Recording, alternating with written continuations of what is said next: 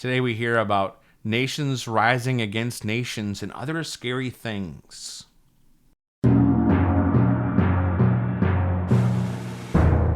Good. It's the 33rd Sunday of Ordinary Time, and today we hear Jesus talk about some different stuff that sounds kind of scary. Because we're at this point in the liturgical year where we're focused on the end times. So this can be a little bit frightening when we talk about heaven and hell and things like that.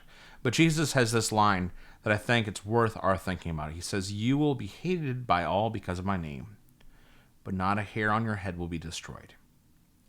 By your perseverance, you will secure your lives." That's what Jesus says.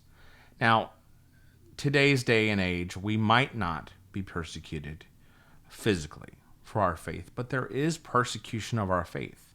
And, I don't know. Maybe there will be a physical persecution of Christians here in the United States in the future. We can't predict that because, the 20th century, last century that is, there were more martyrs for the Christian faith than all the other centuries combined. But we still do face persecution. But we are still called to be faithful to Jesus.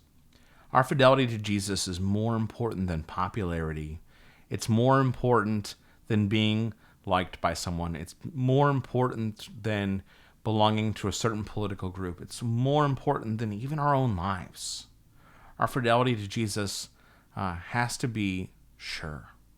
And that's something for us to think about this week, that Jesus is calling us to a fidelity that could cost us our lives.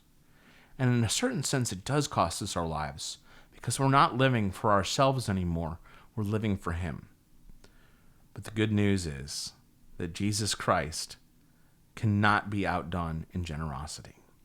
So let's be faithful to our Lord. Let's stay close to Him and remember His love for each one of us. That's our good news this week. God bless you.